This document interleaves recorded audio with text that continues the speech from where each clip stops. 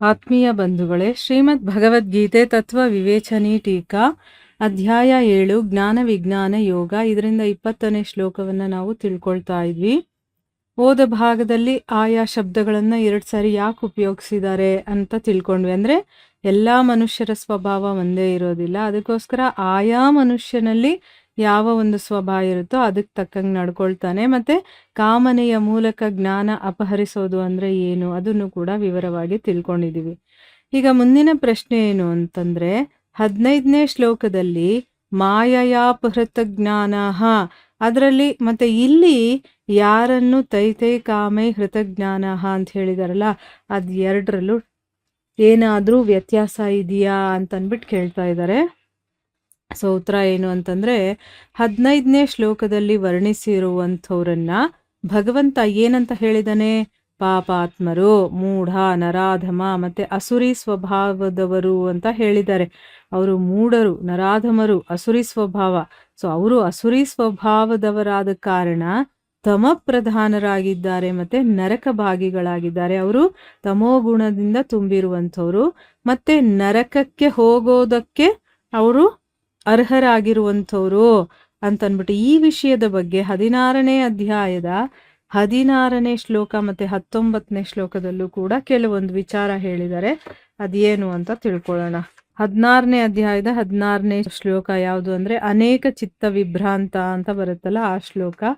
ಅದರಲ್ಲಿ ಏನ್ ಹೇಳಿದಾನೆ ಭಗವಂತ ಅಂತಂದ್ರೆ, ಈ ರೀತಿ ಯಾರು ಬೇರೆ ಬೇರೆ ರೀತಿಯಿಂದ ಭ್ರಮಿತ ಚಿತ್ತ ಇರುತ್ತೋ, ಮೋಹರೂಪಿ ಜಾಲದಲ್ಲಿ ಸಿಕ್ಕಾಕೊಂಡಿರ್ತಾರೋ, ಮತ್ತೆ ವಿಷಯ ಭೋಗಗಳಲ್ಲಿ ಅತ್ಯಂತ ಆಸಕ್ತರಾಗಿರುವಂತ ಅಸುರರು ಮಹಾನ್ ಅಪವಿತ್ರ ನರಕದಲ್ಲಿ ಬೀಳ್ತಾರೆ ಅಂತನ್ಬಿಟ್ಟು ಅಲ್ಲೂ ಹೇಳಿದಾನೆ ಭಗವಂತ.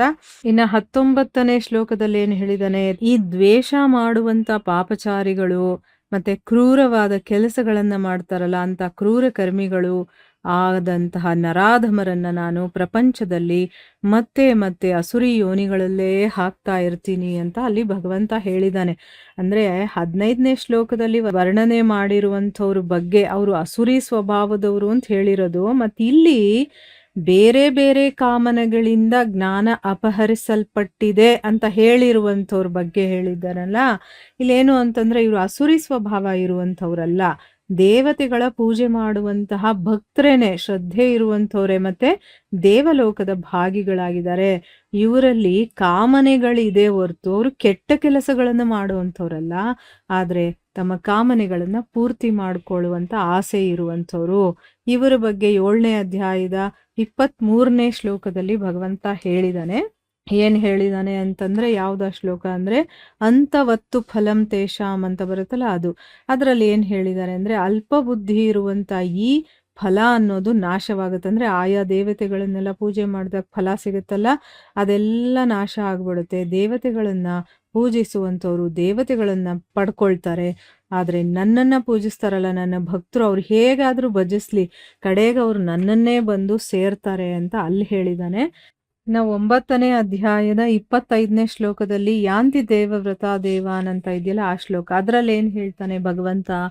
ದೇವತೆಗಳನ್ನ ಪೂಜಿಸುವಂಥವ್ರು ದೇವತೆಗಳನ್ನ ಪಡಿತಾರೆ, ಪಿತೃಗಳನ್ನ ಪೂಜಿಸುವಂಥವ್ರು ಪಿತೃಗಳನ್ನ ಪಡಿತಾರೆ, ಭೂತಗಳನ್ನ ಪೂಜಿಸುವಂಥವ್ರು ಭೂತಗಳನ್ನ ಪಡಿತಾರೆ, ಆದ್ರೆ ನನ್ನನ್ನ ಪೂಜಿಸುವಂತ ಭಕ್ತರು ನನ್ನನ್ನೇ ಪಡಿತಾರೆ, ಅದಕ್ಕೆ ಅವ್ರಿಗೆ ಪುನರ್ಜನ್ಮ ಅನ್ನೋದು ಇರೋದಿಲ್ಲ ಅಂತ ಅಂದ್ಬಿಟ್ಟು ಭಗವಂತ ಅಲ್ಲಿ ಹೇಳಿದಾನೆ.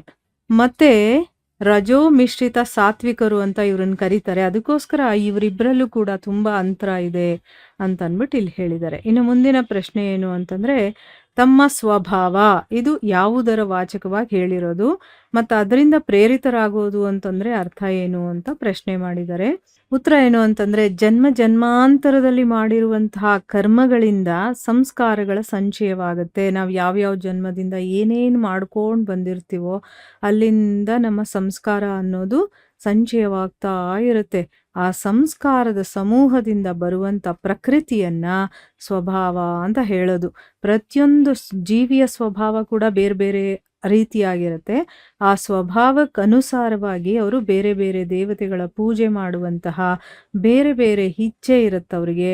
ಆಮೇಲೆ ಆ ಇಚ್ಛೆ ಯಾವ ಅಂತಃಕರಣದಲ್ಲಿ ಉತ್ಪನ್ನವಾಗುತ್ತೋ ಅದನ್ನೇ ಅದರಿಂದ ಪ್ರೇರಿತನಾಗೋದು ಅಂತ ಹೇಳ್ತಾರೆ. ಈಗ ಗೊತ್ತಾಯ್ತಲ್ವಾ? ನಮ್ಮ ಒಂದು ಎಷ್ಟೋ ಜನ್ಮಗಳನ್ನು ಕಳೆದಿರುತ್ತಲ್ಲ, ಅದರಿಂದ ನಾವು ಸೇರಿಸ್ಕೊಂಡು ಬಂದಿರ್ತೀವಲ್ಲ ಸಂಸ್ಕಾರ, ಅದು ನಾವು ಇವಾಗ ನಡ್ಕೊಳ್ಳೋ ರೀತಿ ಇರುತ್ತಲ್ಲ, ಅದನ್ನೇ ಸ್ವಭಾವ ಅಂತ ಹೇಳೋದು. ಸೊ ನಮ್ಮ ಸ್ವಭಾವಕ್ಕೆ ಯಾವುದು ಇಷ್ಟ ಆಗುತ್ತೋ ಆ ದೇವತೆಗಳನ್ನ ಪೂಜೆ ಮಾಡ್ತೀವಿ ನಾವು ಅಂತ ಅರ್ಥ.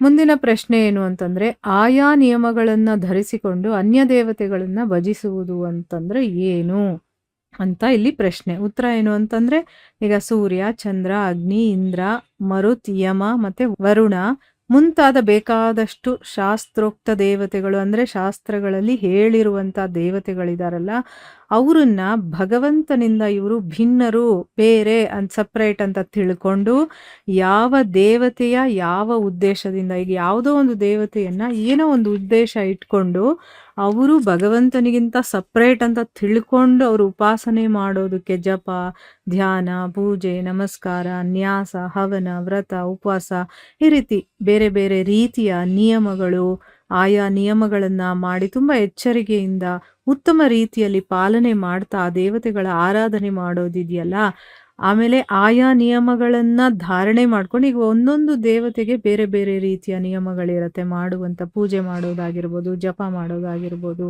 ಅಲ್ವಾ, ಆಯಾ ದೇವತೆಗಳನ್ನ ಭಜಿಸುವಂಥದ್ದು.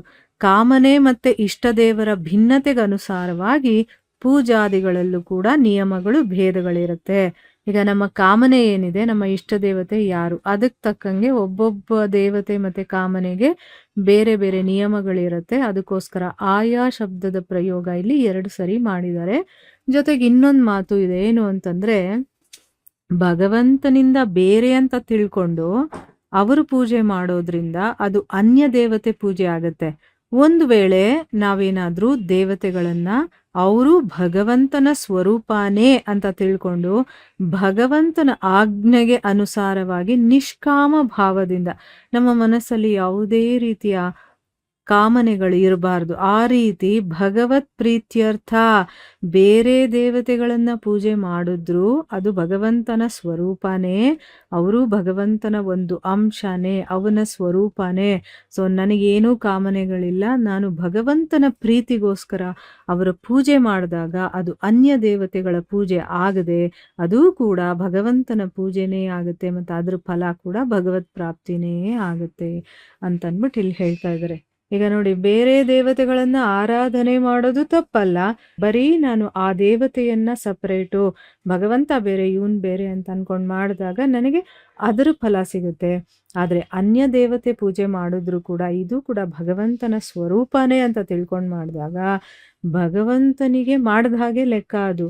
ಅಲ್ಲಿ ನಾನು ಯಾವುದೇ ಕಾಮನೆಗಳು ಇಲ್ಲದೆ ಭಗವಂತನ ಪ್ರೀತಿಗೋಸ್ಕರ, ಪ್ರೀತ್ಯಾರ್ಥಕ್ಕೋಸ್ಕರ ಮಾಡ್ತಾ ಇದ್ದೀನಿ ಅಂತ ಮಾಡಿದಾಗ ಅದು ಭಗವಂತನಿಗೆ ಮಾಡ್ದಂಗೆ ಅದು ಭಗವಂತನಿಗೆ ತಲುಪತ್ತೆ, ಆಮೇಲೆ ಅದ್ರ ಫಲಾನೂ ಕೂಡ ಭಗವತ್ ಪ್ರಾಪ್ತಿನೇ ಆಗಿರುತ್ತೆ ಅಂತ ಅಂದ್ಬಿಟ್ಟು ಇಲ್ಲಿ ಹೇಳ್ತಾ ಇದ್ದಾರೆ. ಸೊ ಇಲ್ಲಿಗೆ ನಾವು ನಿಲ್ಲಿಸೋಣ. ಹರೇ ಕೃಷ್ಣ.